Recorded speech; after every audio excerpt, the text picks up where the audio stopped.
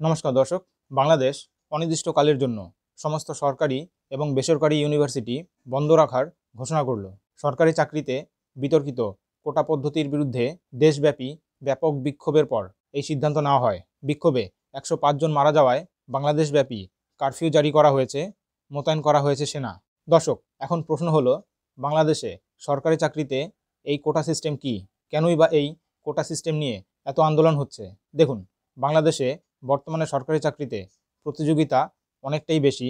প্রায় 4 লক্ষ স্নাতক প্রতি বছর প্রায় 3000 চাকরির জন্য প্রতিযোগিতা করে। 2018 সাল পর্যন্ত 56% সরকারি চাকরি বিভিন্ন বিভাগের জন্য সংরক্ষিত ছিল, যার মধ্যে 30% ছিল যারা 1971 সালে বাংলাদেশের স্বাধীনতা সংগ্রামে লড়াই করেছিলেন, তাদের পরিবারের সদস্যদের জন্য সংরক্ষিত। মহিলা এবং অনুন্নত জেলার লোকেরা প্রত্যেকেই 10% সংরক্ষণ উপভোগ করছিল। উপজাতি সম্প্রদায়ের জন্য 5% এবং 1% প্রতিবন্ধীদের জন্য সংরক্ষিত ছিল। বাকি 44% সকলের জন্য উপলব্ধ ছিল। মুক্তিযোদ্ধা কোটা বিশেষভাবে বিতর্কিত ছিল, কারণ অনেক লোক এটিকে হাসিনার দল আওয়ামী লীগের প্রতি অনুগতদের পক্ষপাতী বলে মনে করে, যারা বাংলাদেশের মুক্তি সংগ্রামে নেতৃত্ব দিয়েছিল। এপ্রিল 2018 ছাত্র এবং শিক্ষকরা এই শর্তগুলি অপসারণের দাবিতে এবং সামগ্রিক সংরক্ষণ 10% কমিয়ে আনার দাবিতে 4 মাসব্যাপী বিক্ষোভ শুরু করেছিল।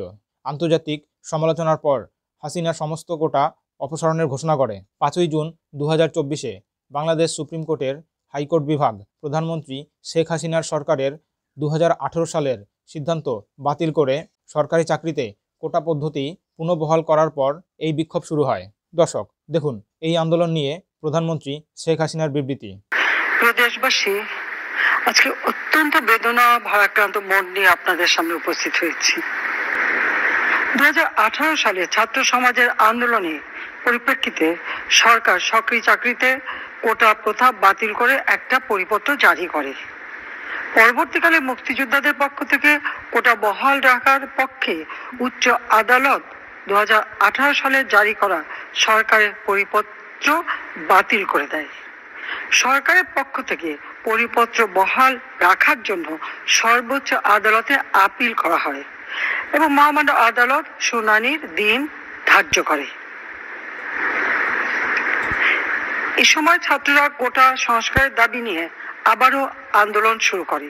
বিক্ষোভকারীরা এবার সব গ্রেড থেকে বৈষম্যমূলক কোটা অপসারণ, সংবিধানে নিশ্চিত অনগ্রসর গোষ্ঠীগুলির জন্য সামগ্রিক সংরক্ষণ 5% মধ্যে সীমাবদ্ধ করার এবং পরিবর্তনকে নিরাপদ করতে সংসদে একটি বিল পাশের দাবি জানিয়েছে।